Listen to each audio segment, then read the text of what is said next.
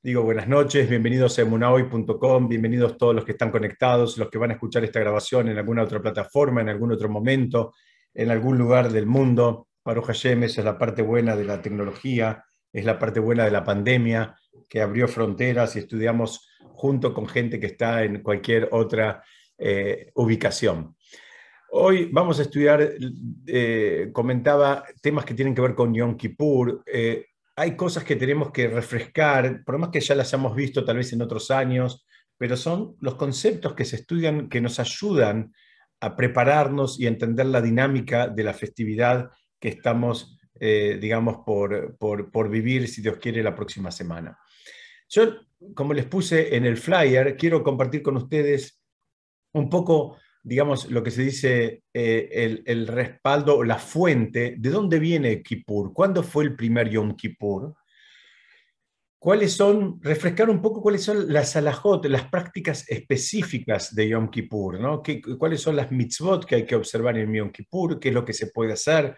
¿Qué es lo que no se puede hacer? Además de comer, que creo que eso es algo que ya lo tenemos claro todos. Quiero ver con ustedes también cuál es ese regalo especial que Hashem nos hizo, digamos, para el pueblo judío y en qué consiste, cómo funciona. Y por último es tratar de entender cómo podemos utilizar a Yom Kippur para mejorarnos a nosotros mismos. Cómo, digamos, cómo me conecto con esta energía de una manera que me sirva, que me potencie, ¿no? Porque muchas veces Kippur está asociado con un día difícil, que lo es un día difícil. Y está bien que por un lado esté asociado con un día difícil, es un día donde se termina, digamos, digamos de definir un proceso de juicio que empezó en Rosh Hashanah. Estamos ahora atravesando lo que se llama en hebreo Azará y Emet Teshuvá, los 10 días de Teshuvá, que son 10 días donde estamos buscando afinar un poco la puntería, donde estamos buscando corregir desvíos que podamos tener. Y ya contestamos y volvemos a contestar la pregunta clásica. Alguien puede decir, ¿a quién querés engañar? Si hasta la semana pasada estabas viviendo de una manera y ahora estás viviendo de otra, porque estás en los 10 días de Teshuvá, estás entre Rosh Hashanah y Kippur, entonces de pronto, no sé, aumentás en mitzvot, es muy común tratar de aumentar en Tzedaká, especialmente Tzedaká dada a causas que tengan que ver con Torah, se aumenta en tefilot, se aumenta en estudio, en fin. Alguien puede insistir con ese comentario un poco sarcástico diciendo a quién quieres engañar si hasta la semana pasada tenías otro comportamiento. Pero nosotros no contestamos ese comentario porque sabemos que eso es parte de una provocación. Nosotros sabemos que en Kippur nos están sacando una foto y la foto tiene que ver con cómo estás en ese momento y tiene que ver con hacia dónde apuntás. Entonces, una persona que viene con un envión de cumplir Torah o Mitzvot, lo más probable que algo de ese envión lo va a seguir, digamos, trasladando hacia adelante por un tiempito. Después será él si volverá a tomar fuerza o si una vez que se agote el envión quedará ahí donde cayó. Pero el sentido de por qué aumentar en mitzvot, aumentar en cosas que nos conecten con Hashem y nos conecten con el prójimo, digamos, de una manera elevada, sirven, es porque llegamos al día del juicio de Kippur, digamos, demostrando hacia dónde queremos ir. Que después lo podamos sostener sería bárbaro, si no lo podemos sostener al 100%, también es ganancia. Entonces, yo voy a hacer una breve reseña eh, de un concepto que muchas veces queda medio mezclado, de cuántas veces subió Moshe al Ar Sinai, cuántas veces Moshe subió al monte Sinaí, digamos, por un lado era recibir la Torá, pero también Moshe subió a pedir perdón. Y quiero que revivamos ese esquema y vamos a entender un poquito de dónde viene la energía tan poderosa de este día, que es uno de los días más sagrados del calendario judío. Entonces, para ver, lo primero es, ¿cuál fue el primer Yom Kippur de la historia?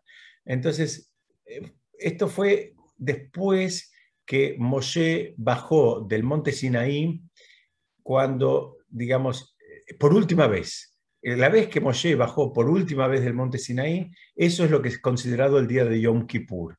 ¿Por qué? Porque ahí es cuando, digamos, se recuperó el vínculo que se había roto a partir de la adoración del becerro de oro.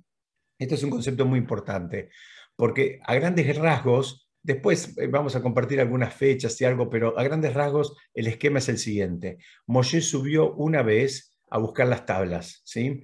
Las recibe, baja y encuentra al pueblo adorando al becerro de oro. Entonces, todos conocen la historia, las rompe a las tablas, digamos, en su descender. Después sube 40 días y 40 noches de vuelta, un segundo periodo de 40 días y 40 noches, a pedir perdón en nombre del pueblo.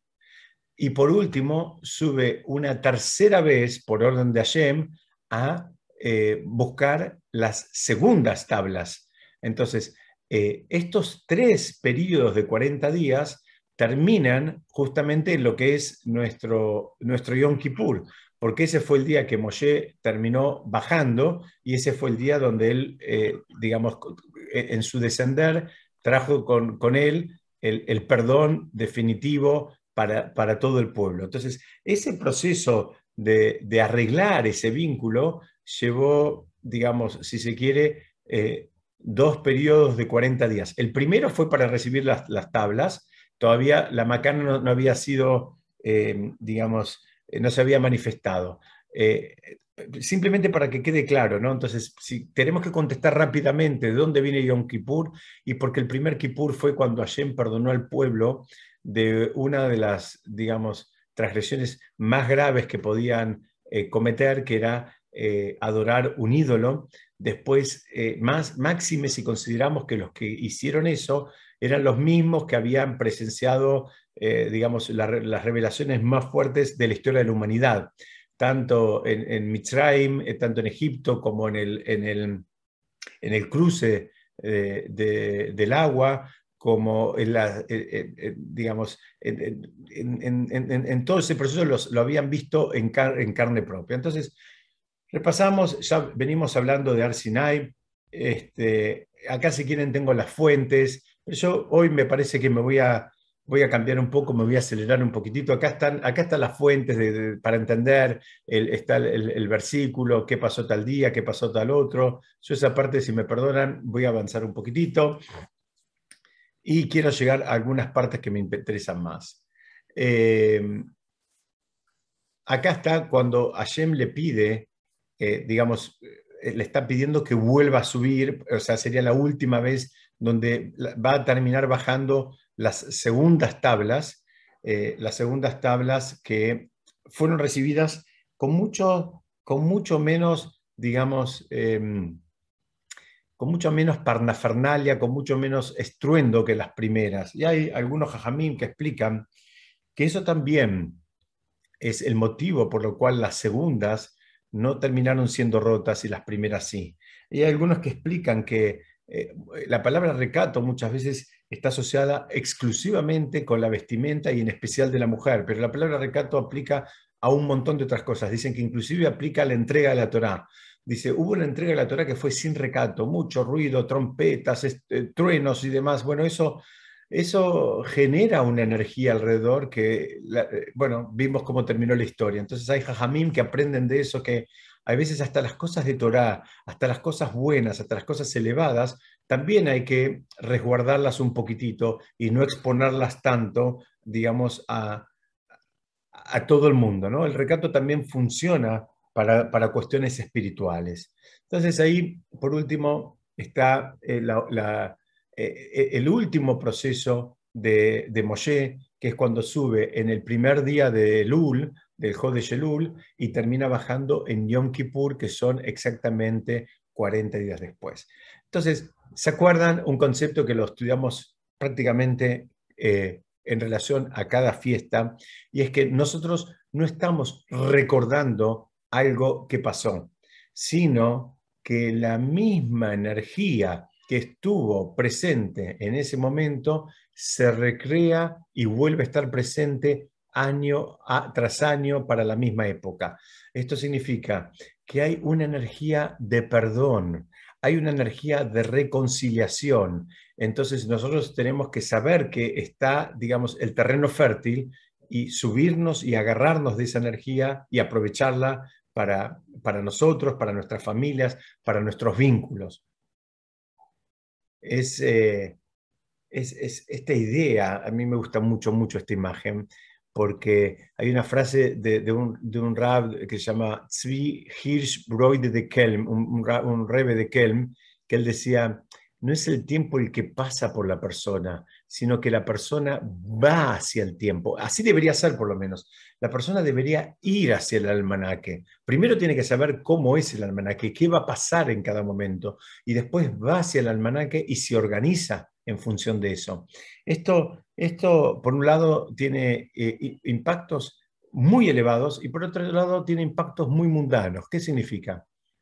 La persona tiene que planificar, no sé, unas vacaciones, un viaje, una mudanza, un negocio, algo que le va a requerir más tiempo, etcétera, etcétera. Tiene que tener un almanaque a mano y ver, bueno, cuándo caen las fiestas, cuándo son, cuándo es una fecha que, digamos, que es propicia, pero propicia en el sentido, no en el sentido, digamos, más, si se quiere, esotérico, en el sentido más simple. Mirá, si hay una fecha que yo ahora tengo que aprovechar para tener la cabeza y el tiempo para dedicarme a otra cosa, no me cargo la agenda en esa fecha. Al revés, me dejo la agenda un poquito más libre para poder, no sé, depende de la fiesta que sea, pero compartir en familia o ir al templo, escuchar el shofar, estar un poco más libre. No me meto ahí los turnos del dentista, oculista, clínico y todos los análisis sabidos y por haber, con más 80 reuniones de trabajo, porque al fin y al cabo no lo voy a poder hacer. Entonces, esto es un ejemplo bien mundano. Un ejemplo mucho más espiritual es tratar de hacer lo que estamos haciendo ahora, que es estudiar y saber qué es lo que está pasando y vamos hacia ese tiempo preparados de manera de poder aprovecharlo, ¿no? Esa sería la idea. Entonces, a grandes rasgos entendemos que esto no es un día porque sí, no es un día elegido al azar, sino que es el mismísimo día que Moshe bajó por tercera vez con las segundas tablas de los 10 mandamientos y principalmente bajó con el perdón divino para una de las transgresiones, posiblemente sea la transgresión más grande que cometió el pueblo de Israel como comunidad, que es la idolatría ahí en el proceso de salida de Mitzrayim camino a la tierra de Israel. Entonces, como no es un día casual, es un día que tiene mucha energía, es un día que nosotros, ahora que entendemos, tratamos de aprovecharla. La misma dosis de perdón que estuvo presente en su momento, ahora va a estar presente, si Dios quiere, la semana que viene, el día miércoles a la noche y el jueves durante todo el día. Entonces, vamos a repasar juntos rápidamente algunas restricciones y vamos a tratar de entenderlas. Perdón. Está un minutito. La garganta tengo un poco difícil, por eso estoy tomando un poquito de té a cada rato. Perdónenme. Bueno, entonces lo que está prohibido son básicamente 5 cosas. Es comer y beber, lavarse, untarse, ungirse, ponerse lociones, ponerse, ¿cómo se dice?, cremas, en fin, maquillaje, todas esas cosas. Calzarse zapatos de cuero. Otras prendas que sean de cuero se puede, un cinturón de cuero se puede, una campera de cuero no hay problema. El problema son los zapatos y tener relaciones maritales. Entonces, esas son las prohibiciones. Muchos preguntan, bueno, ¿qué pasa acá? No es el espacio acá, en general no nos metemos de lleno en alajá.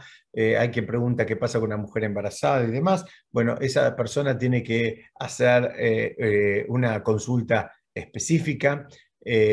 También en el caso de una persona que esté enferma, que esté débil o que haya estado enferma dentro de los últimos 30 días o tenga un estado de debilidad producto de esa enfermedad, también tiene que hacer una consulta porque, digamos, a veces la halajá es que la persona no tiene que ayunar, no es que hay que hacerla por capricho, no hay que ser eh, insistente.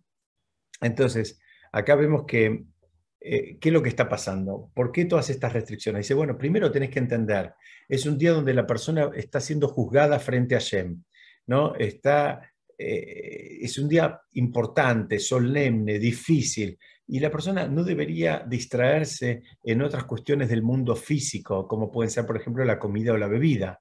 Entonces, y también lo que tiene que ver con esto es, nos están sacando una foto, ¿no? Están viendo a ver cómo estamos parados en ese momento. Esto es equivalente, parece un chiste, pero no lo es. Cuando, ¿se acuerdan cuando íbamos al colegio y venía la inspectora? Que muchas veces sabíamos de antemano o sabían en el colegio y nos informaban que iba a venir la inspectora, entonces ese día todos teníamos un comportamiento ejemplar y estábamos más presentables que de costumbre. Bueno, en alguna medida esto es lo mismo, porque ese día te están sacando la foto, no te la están sacando ni el día anterior ni el día después. Así es la dinámica, así funciona.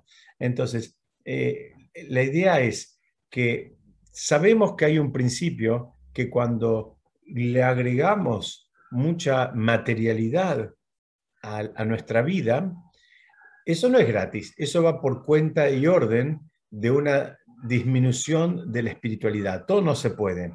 A todos nos encantaría que se pueda todo, pero la realidad de las cosas es que hay como una balanza, ¿no? Entonces, sube un platillo porque bajó el otro. No, no se pueden las dos cosas. Entonces, lo que estamos tratando de provocar acá es una suerte, aunque sea de desconexión parcial de nosotros con el mundo físico para entrar en una realidad espiritual mucho más elevada. La idea no es sufrir, la idea del ayuno no es sufrir, es que te ayude, que te desconectes y que vas a estar pensando en qué vas a comer y con qué ensaladita, y quién cocine, quién caliente, quién esto y lo otro. Ya entraste en toda otra disciplina que te saca de la, digamos, del espíritu del día. Ese es el concepto. La idea no es que nadie sufra. La idea no es que nadie sufra. O, si se quiere, hay un dejo ahí hay un concepto de sufrimiento, pero no es el sufrimiento porque se muera de hambre, sino pues, es el sufrimiento por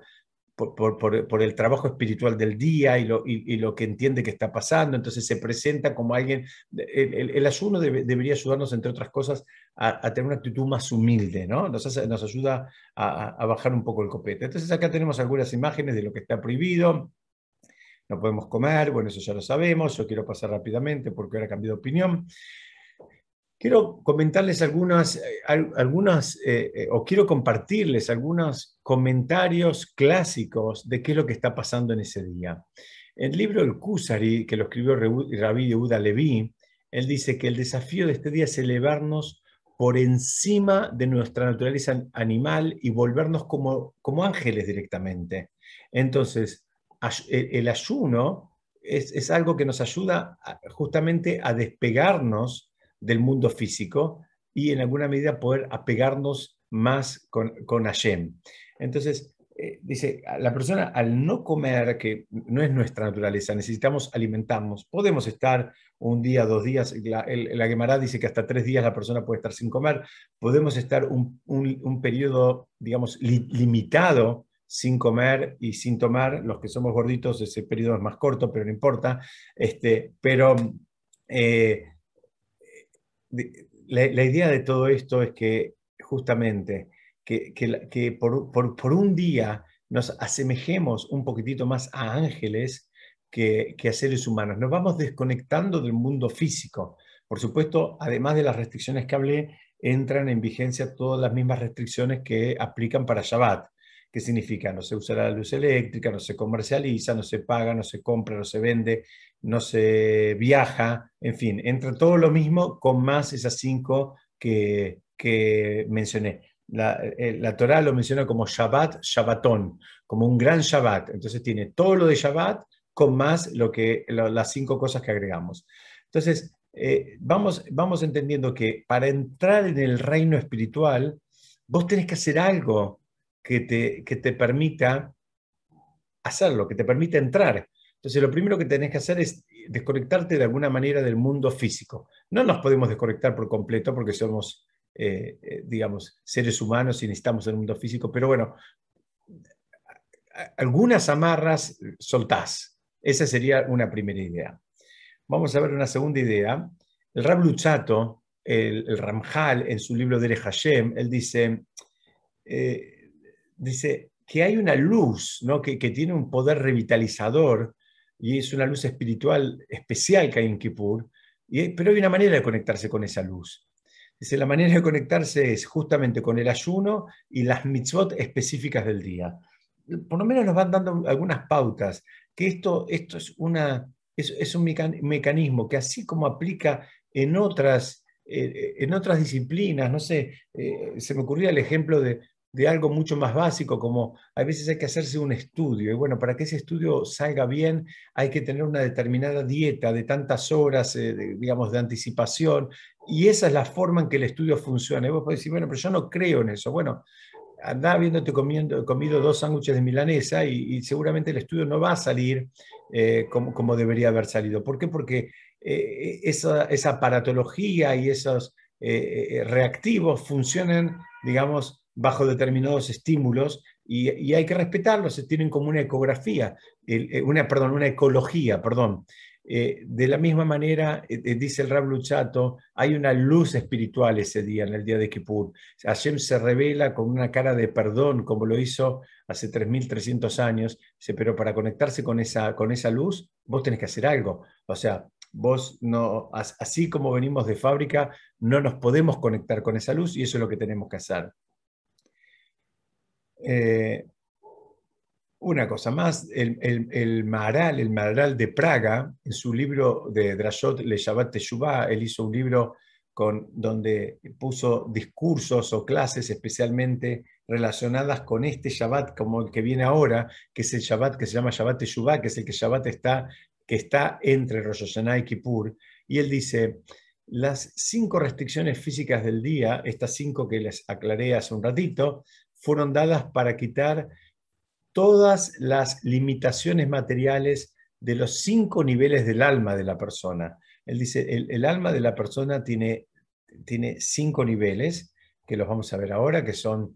En castellano no tenemos tantas palabras, en castellano tenemos alma, espíritu y mucho más, no, que yo sepa no tenemos, pero en hebreo son, digamos, por decirlo de alguna manera, son sinónimos de la palabra alma, pero, no pero cada uno tiene una explicación y tiene un significado y no quieren decir todos los mismos, están hablando de niveles. Los niveles del alma son Nefesh, es el más bajo, Ruach es el que le sigue en orden creciente, Neshama, Hayá y Yehidá.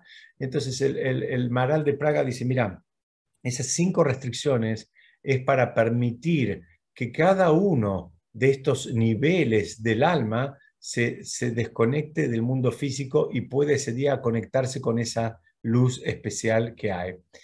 Entonces, vamos viendo que las cosas, por más que a veces a nosotros nos parezcan disparatadas, por más que no sepamos el sentido, por más que el sentido no nos termine de hacer clic, pero lo primero que tenemos que saber que no es un chiste, que tiene un sentido, que los hajamim eran muchas cosas, pero menos improvisados, que tenían mucha sabiduría y que, digamos, la canalizaron de una manera en que nosotros podamos conectarnos con la energía de ese día. Fíjense que también trae, el Shulchan Aruch trae que hay que vestir ropas blancas. Los Ashkenazim tienen la costumbre de usar un kittel. Un kittel podemos decir que se asemeja a un delantal y también podemos decir que se asemeja a una mortaja. Es una vestimenta blanca y punto. Y la idea es que todo esto ayude a la persona a que tenga una actitud de humildad, que tenga un corazón quebrado, que venga, digamos, de una manera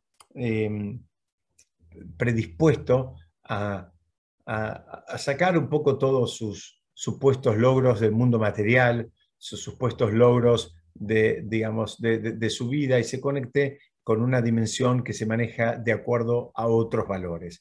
Hasta acá un poquitito alguna introducción de cuál es la fuente, de dónde viene, qué es lo que está pasando en Kippur.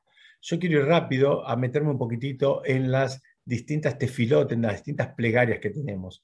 En Yom Kippur también tenemos, oh casualidad, tenemos también 5 plegarias, que son las 3 que tenemos todos los días, que son, bueno, Ma'ariv, Shaharit y Minham, empezando por la de la noche, que en definitiva la de la noche es la primera. ¿Se acuerdan que en hebreo, en el calendario judío, el día empieza en la noche, no es que termina en la noche? Bueno, si se quiere empieza y termina, pero empieza de noche a noche, no de mañana a noche. Entonces la primera tefilá del día es Arbit, la segunda es Shaharit, la tercera es Minja y se agregan dos.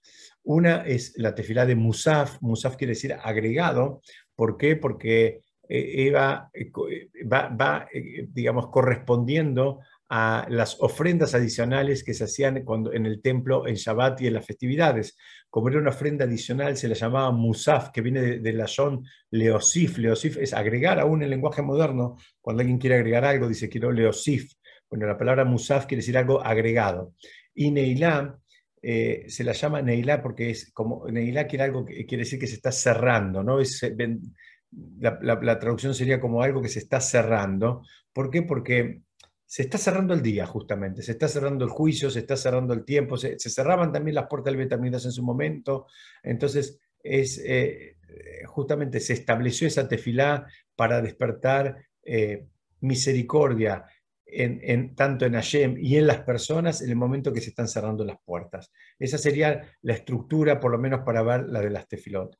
Tenemos también una que no es una tefila en sí misma, pero es parte de una tefila que se llama Kol Nidre, muy conocida por todos, que se la recita, lo correspondiente es inmediatamente antes de Kippur, ¿no? Cuando todavía no empezó. Lo ideal es recitarla antes de que se haga de noche, o sea, cuando todavía no empezó el día de Kippur. ¿Por qué? Porque la idea es anular todas las promesas que se pudieran haber hecho en el año anterior y que no se hayan cumplido. Y alguien puede decir, pero ¿qué pasa acá? ¿Es un chiste esto? No, no, no es un chiste, no es un chiste, no es algo livianito, que hacemos promesas y después las anulamos. Justamente, como no es algo livianito, no podemos entrar al día de Kippur sin arreglar primero, digamos, aquellos compromisos que tomamos y que no pudimos honrar por el motivo que este sea. Entonces, como no es algo menor, tratamos de entrar en Kippur lo más liberados posibles, porque ustedes saben que de acuerdo al judaísmo, el honrar la palabra es algo muy, muy, muy importante. Es tan importante que inclusive hay que honrarla en el vínculo con chicos. Hay veces uno piensa que con los chicos le puede decir cualquier cosa y no es así, ¿no? Creo que ya estudiamos en alguna oportunidad, pero vamos a repasarlo. Si una persona le dice al hijo, bueno, si acomodas tu cuarto, te compro un helado, si el chico acomodó el cuarto, le tiene que comprar el helado. No es un chiste. ¿Por qué? Porque si no, el chico también va a aprender que la palabra no tiene ningún valor. Y el valor de la palabra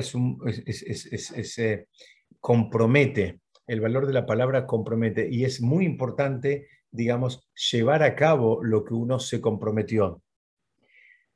Hay un sabio cabalista que se llama el Ben Ish Hai, que él explica por qué la gravedad de todo esto. Porque él dice, especialmente cuando tiene que ver con compromisos de Torah o mitzvot, cuando la persona se comprometió para hacer, digamos, una mitzvah, ahí es más difícil si la persona no lo cumple. ¿Por qué? Y él explica, dice, mira, cuando la persona se compromete a hacer una mitzvah, vamos a pensar que, no sé, yo digo que, por ejemplo, no sé, que el domingo me voy a poner el tefilín. La mitzvah, todas las mitzvot tienen, digamos, tres grandes estadios, ¿no? Está lo que se llama Mahashavá, Dibur y Mase.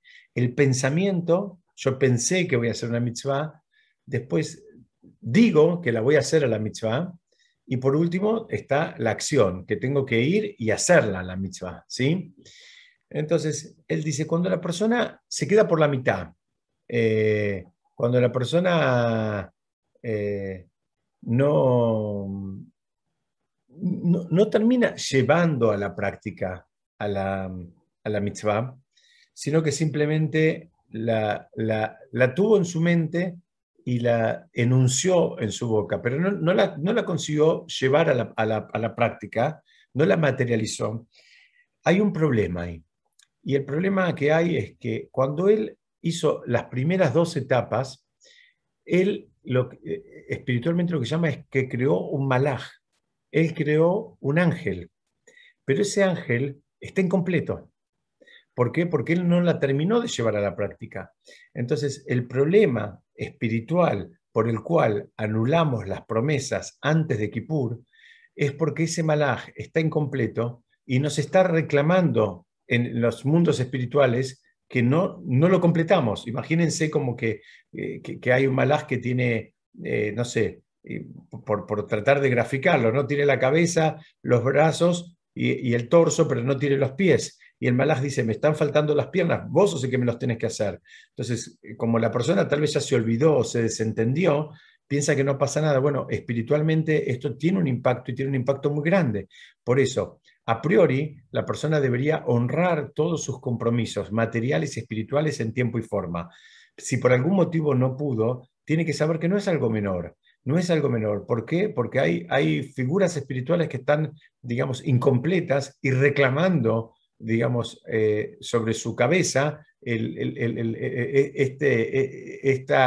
esta condición parcial en la cual quedaron. Entonces, este es el concepto por el cual antes de Kippur anulamos todas las promesas. No es una cuestión de un chiste, no es una cuestión de chicos que ahora prometemos porque total viene con Nidre y la anulamos y volvemos, no, es mucho más profundo, tiene un impacto muchísimo más grande e insisto, los jajamim, los sabios que no perdían el tiempo, entendieron que hacía falta entrar en Kippur liberado de todas estas promesas, porque si no, ese día de juicio iba a ser mucho más complicado de lo que ya es. Vamos a avanzar un poquitito. Y vamos a ver entonces algunas cosas más que tienen que ver. ¿Cuáles son las lecturas de la Torá? Las lecturas de la Torá son por lo menos, si se quieren, un poco llamativas, por decir una palabra. Vamos a leer acerca de la muerte de los hijos de Aarón, vamos a leer el sorteo de las dos cabras, el sorteo de las dos cabras que se hacía en el Bet HaMikdash, donde una cabra se ofrendaba en el Bet HaMikdash y la otra se llamaba que iba a la Azazel, se la expulsaba al desierto. Y vamos a leer también de todo tipo de las relaciones prohibidas que trae la Torá, todas las figuras de las relaciones prohibidas como, no sé, con la esposa del padre, con la tía, con la abuela, entre hermanos, en fin, todas las relaciones prohibidas que trae la Torá. Y por último, se va a leer el Maftir de Yoná, se va a leer la Haftará del profeta Yoná. Entonces, vamos a ver qué es lo que pasa acá. Primero tenemos la muerte de los hijos de Aarón. Los hijos de Aarón murieron muy jóvenes y, digamos, dice que eso también nos debe despertar un estremecimiento en el día de Kippur para comprender cuán valiosa es la vida y cuán grave es perder las oportunidades, perder la oportunidad de hacer cosas, perder la oportunidad de aprovechar el tiempo, de aprovechar los vínculos, de aprovechar los recursos. Entonces, acá la primera de las lecturas tiene que ver, como les dije, con la muerte de los hijos de Aarón. Después está toda la simbología de las dos cabritas, estas que una se terminaba sacrificando dentro del Bet HaMikdash y la otra era expulsada y se la ofrendaba en el desierto, se llama que iba a Azazel, se llama. Entonces dice lo mismo, digamos, eso se hacía un sorteo, eran dos cabras bastante similares y se hacía un sorteo y ahí se decidía cuál iba a cada uno, ¿no? A qué lugar iba cada uno. Hay quienes dicen, mira, acá es, cada uno de nosotros también tiene, digamos, es como si fuera una cabrita, y cada uno de nosotros elige si va a tener una vida, digamos, de espaldas a la Kedushá, a la santidad, o va a tener una vida que tenga que ver con la Kedushá. En definitiva, hay una elección que es absolutamente propia. El problema es que muchas veces no somos honestos con nosotros mismos, pero fíjense que en uno de los días, posiblemente en el día más sagrado de todo el calendario judío, ponen esta figura de las dos cabras, donde una termina siendo ofrendada en el marco de mayor santidad del universo y la otra es dejada que vaya, digamos, al desierto. Dicen, así la persona termina eligiendo con quién se quiere conectar, quiénes quieren que sean sus amistades, cuáles son sus vínculos, qué es lo que él considera un logro. eso también determina dónde la persona está parada y cuál es su ámbito, digamos, donde él se siente cómodo, seguro y fuerte. Se siente fuerte en un ámbito donde lo único que impera ahí es el materialismo, o se siente fuerte en el ámbito de la espiritualidad. Y dice el rabino Hirsch, dice, en alguna medida todos nosotros, esas cabritas tenían un sorteo. Nosotros no tenemos un sorteo, pero todos nosotros tenemos esa posibilidad de elegir, porque en definitiva todos elegimos. Alguien va a decir, no, pero yo no tuve la oportunidad, porque yo no aprendí hebreo, porque yo no nací en una casa, yo no nací esto. Sí, sí, pero en algún momento te pasó la oportunidad cerca y vos pudiste elegir o podés elegir si la agarrás o la dejás pasar una vez más. Y ahí ya es tu responsabilidad, no es responsabilidad ni de tu casa, ni de tu abuela, ni de tu escuela, ni de lo que sabés, ni de lo que dejaste de saber. Porque así como en otras disciplinas, tampoco las aprendimos de chico, las aprendimos de grande porque nos dimos cuenta que la necesitábamos dominar eso como para, digamos, afrontar la vida. Dice, bueno, las disciplinas espirituales es lo mismo. Por último, vamos a leer la historia de Yoná. La historia de Yoná es básicamente la historia de alguien que se quiere escapar, de alguien que no quiere cumplir su misión. Esa es la historia de Yoná. Y acá yo me tengo que detener un poco porque tengo miedo que no se la acuerden muy bien, se las voy a decir en 2 palabras. Yoná es un profeta a quien Hashem le dice que vaya a una ciudad a profetizar, y él, en lugar de ir, él se quiere escapar. Hay quienes explican que se quiere escapar, lo que se dice en hebreo, Leshem Shamaim, con buenas intenciones, porque él tenía que ir a profetizar a Nínive, que no era un pueblo yudí. Y él dice, si esa gente llegaba a escuchar la palabra de Hashem, iba a dejar mal parados a los propios Yehudim, y una de las intenciones de él era que eso no pasara. Entonces él directamente ni le fue, o sea, no quería, no solo que no fue, se escapó. Bueno, en el proceso, cuando él se escapa, se levanta una tempestad, él se trata de esconder en el fondo de la embarcación, hasta que viene el capitán y le dice, bueno, ¿qué pasa acá? Empiezan a ver todos empiezan a decir, bueno, que cada uno rece, hasta que él dice, no, soy yo, él dice, tírenme al agua, lo tiran al agua, la tempestad cesa, pero después viene un pez muy grande, simbolizado con una ballena, que se lo traga, él está ahí 3 días y 3 noches, hasta que al final lo expulsa, y al final él termina yendo a hacer su misión. Lo estoy contando en 2 palabras y brevemente, y posiblemente sin ningún toque de emoción. Después, yo me estoy apoyando en que todo el mundo más o menos tiene idea de qué se trata esta historia. Si no, trátenla de leer de adentro, porque es fascinante y es muy interesante. Y yo hoy quiero compartir con ustedes un análisis de la historia de Yoná, pero explicado según el Maharal de Praga, que él empieza a explicar y dice, mira, él en un principio trata de evitar cumplir con su misión, ¿no? Él quiso escaparse de Hashem, según el Zohar. Es decir, primero que tenemos que entender es que cada uno de nosotros tiene una misión. Y la misión de cada uno de nosotros es absolutamente singular e intransferible. Lo que yo tengo que hacer no lo puede hacer ninguna otra persona en el mundo, y así para cada uno de los habitantes del mundo. Entonces, cada uno tiene que alcanzar esa misión en un proceso de refinamiento y en un proceso de influenciar también al mundo que nos rodea. Digamos, acá hay muchas cosas. Acá hay que entender también que lo que hagamos o dejemos de hacer tiene un impacto. Digamos, si uno deja de hacer algo, en definitiva dejó un espacio vacío, porque eso que lo tenía que hacer yo, lo tenía que hacer yo, no el de al lado. Entonces, esto es algo que al menos a mí me cuesta mucho entenderlo, o me cuesta incorporarlo, porque no fuimos educados en ese sentido.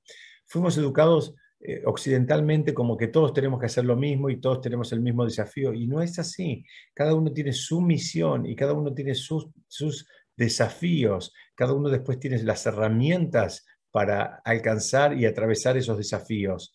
No todos venimos a hacer lo mismo en este mundo. Entonces, si una persona va a tener un desafío para el cual va a necesitar determinadas habilidades, barra herramientas, entonces las va a tener. Y con esas herramientas va a tener que atravesar las pruebas que la vida le va a presentar. Y otra persona que va a tener otras, digamos, pruebas, seguramente también va a tener otras herramientas para atravesarlas. Al que le toca trabajar con la carpintería, posiblemente le den un serrucho y un martillo, pero al que le toque trabajar con plomería, le van a dar otro tipo de herramientas, no son las mismas herramientas. El error que solemos cometer es pensar que las herramientas son comunes para todos los seres de la humanidad, y el segundo más grande error que cometemos es pensar que las herramientas del otro son las que necesito yo. La buena noticia es que las herramientas que yo necesito, ¿saben qué? Ya las tengo. No hay que dar más vueltas. Las herramientas que cada uno de nosotros necesita para hacer lo que tiene que hacer, ya las tienen. No hay que buscar más, no hay que mirar alrededor, no hay que reclamar, no hay que quejarse, no hay que decir si yo tuviera, si yo supiera, si yo pudiera. Con lo que vos tenés es lo que vos tenés que hacer. Y si vos para tu misión hubieses necesitado otro tipo de herramientas, las tendrías. Y si no las tenés es porque no las necesitas. Entonces, esto es un concepto importantísimo que nos explica el Maharal de Praga, ahí nomás cuando empieza, digamos, la historia, el análisis de la historia de Yoná. Entonces, en un principio, ¿qué le pasa? Él quiere escaparse, él no quiere cumplir su misión. Entonces, bueno, pasa que esto le puede pasar a cualquier persona cuando no entiende o no encontró su propósito en la vida, entonces se quiere escapar, se quiere anestesiar, se quiere ir directamente. Entonces dice, se levantó Yoná para huir. Dice, ¿de qué se estaba huyendo? ¿De qué se estaba escapando? ¿De qué estaba huyendo? Perdón. Dice, bueno, muchas explicaciones. En un sentido espiritual, se estaba escapando de Hashem. Ya está, no, como que él dice, no quiero saber más nada. Y era un profeta, Hashem se le revelaba. No estamos hablando de una persona común, era un profeta. Entonces, primero la historia, la experiencia de Yoná nos enseña que todos debemos tratar de cumplir nuestro propósito en la vida. ¿Cuál es? Perfeccionar nuestro carácter, refinar nuestras midot, el que es enojadizo, dejar de serlo, el que es egoísta, dejar de serlo, el que es generoso, fijarse si es generoso de manera genuina o hay un interés por detrás. ¿No? A veces es generoso, pero por detrás está buscando que lo aplaudan, que lo alaben, que le agradezcan, que le pongan una plaqueta, en fin, todos conceptos que ya estudiamos en otra oportunidad. Entonces, acá una vez más, todo lo que le dijo Hashem a Yoná, digamos, en definitiva, él estaba tratando de transmitir, la persona tiene que saber para qué vino a este mundo. No vino solamente a pasarla bien, no hay ningún problema con pasarla bien, pero nadie vino solamente a pasarla bien. Entonces vino también a hacer un trabajo, a perfeccionarse, a refinarse, a cultivarse, a conectarse con Hashem de una manera profunda, estrecha. Entonces, eso también es difícil. Y ahí es cuando en el relato de Historia de Yoná, dice que viene el capitán del barco, se le acercó y le dijo, ¿cómo puedes dormir? Levántate, pedile a tu Dios, quizás se apiade de nosotros y no perezcamos. El capitán le vino. Ahora vamos a ver en unos minutos quién es, en este análisis que hace el Maharal de Praga, a quién representa el capitán.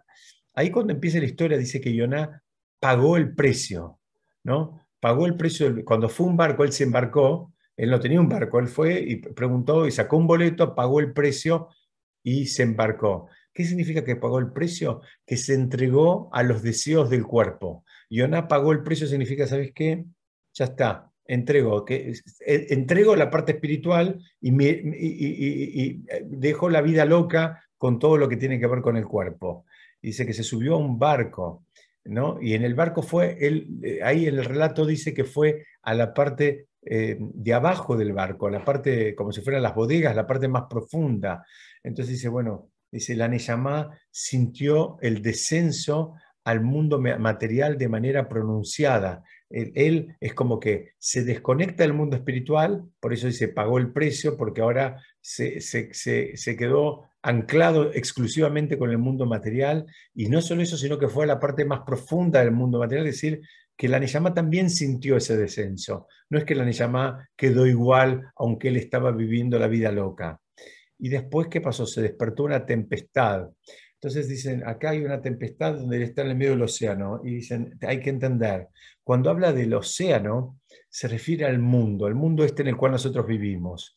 El mundo por venir es la otra orilla, ¿no? Cuando habla de llegar a una orilla, entonces dicen, está la tierra firme, y la idea es que nadie se embarca para navegar todo el tiempo. La idea es llegar a un destino. Entonces, en la simbología que analiza el Maral de Praga, dice, el océano representa este mundo.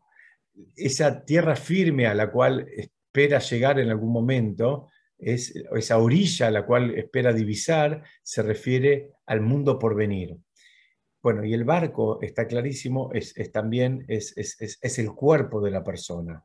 Y cuando fue a la parte más profunda es que se dejó, digamos, llevar por los instintos más bajos. Entonces, eh, vimos que Yonah intentó escaparse. eh, Algunos entienden que lo hizo Leshem Shamaim para que para no terminar acusando al pueblo judío. Pero veamos qué es lo que pasa después. Eh, Estamos entendiendo que este mundo es como el mar.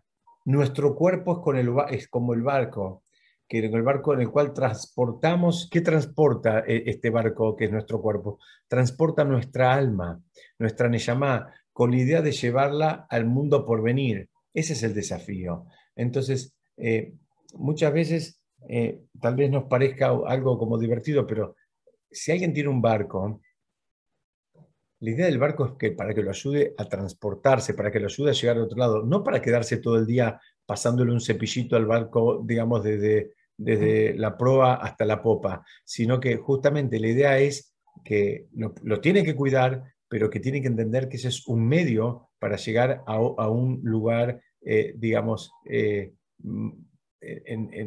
sentido figurado mucho más elevado. Y acá es lo mismo, estamos tratando de transportar el alma. El cuerpo es lo que acompaña al alma, porque el cuerpo solo no puede y el alma sola no puede. Se necesitan mutuamente para hacer esta travesía de esta experiencia de pasar por el mundo terrenal. Entonces, el mundo por venir es, ya vamos entendiendo, es la tierra seca, la orilla a la cual se aspira a llegar en algún momento.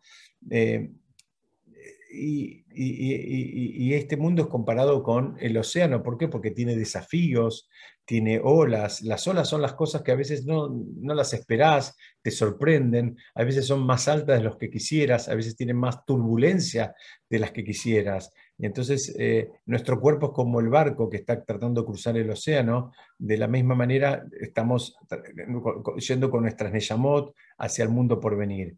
Y vemos que en un momento el barco se está por romper. Entonces, ¿qué pasó acá? El cuerpo se creía invencible, el cuerpo se creía invencible, pero ahora se da cuenta que no. El cuerpo no resiste, el cuerpo no es para siempre, el cuerpo es limitado. Entonces, puede ser que la Neyamá tenga otra chance, pero el cuerpo no. Y entonces viene ahora y le dice que cada uno le gritaba y cada uno le imploraba a su Dios, le rezaba a su Dios. Y entonces dice que terminaron, digamos, rezándole mismo a los supuestos dioses del oro y la plata. ¿Qué significa eso? Así dice el relato, que a los dioses del oro y de la plata. ¿Qué significa?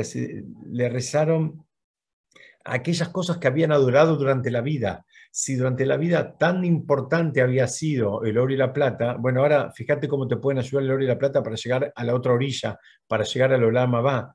No te van a poder ayudar. El oro y la plata, y yo no tengo ningún problema con el oro y la plata, y no hay, a priori no hay ningún problema con eso. Lo que hay que entender que eso es un medio, no es un fin en sí mismo, y que no nos va a ayudar para cumplir el objetivo para el cual fuimos puestos en esta vida. Entonces dice que ahí, después de que haberle rezado el oro y la plata, tiraron todos los utensilios por la borda, alivianaron al barco. ¿Qué significa? La idea era alivianar el cuerpo, ¿no? Quiere decir, empezaron a darse de acá, empezaron a poder despojarse. Cuando las papas quemaban, empezaron a despojarse. Dice, y Yoná bajó, estaba en el fondo del barco. ¿Qué significa? Hay movimientos de la Neyamá aún dentro del cuerpo. Hay veces la Neyamá está más elevada, mismo que está dentro del cuerpo, hay veces está más en una experiencia más opaca, más deprimida. Dice, y se adormeció la Neyamá. Cuando se adormeció, ¿qué significa? Previó la muerte, vio que ya no había conexión, el cuerpo no estaba resultando y la Neyamá no tenía ninguna conexión. Y ahí dice que vino el capitán. ¿Quién es el capitán? El capitán es el corazón. El corazón que en un momento le dice, levántate y rezale a tu Dios. Le habla el corazón, le habla a la Neyamá, le habla el alma. Le estaba diciendo a la Neyamá que se reconecte, que busque la forma de tener una conexión espiritual, que haga algo que lo conecte con el mundo espiritual, porque el cuerpo solo no va a poder atravesar este desafío. El cuerpo solo no llega al Olam Abba. El cuerpo solo puede pasarla mejor, puede pasarla peor, pero llegar al Olam Abba no llega solo, necesita a la Neyamá. Dice el relato ahí que vinieron los marineros y se dijeron unos a los otros, y está hablando, digamos, dice, está hablando de las fuerzas de todo el cuerpo, de todos los miembros del cuerpo, que estaban diciendo, bueno, algo falló acá, pero si juntamos todas las fuerzas del cuerpo con más la Neyamá, vamos a poder pasar la prueba.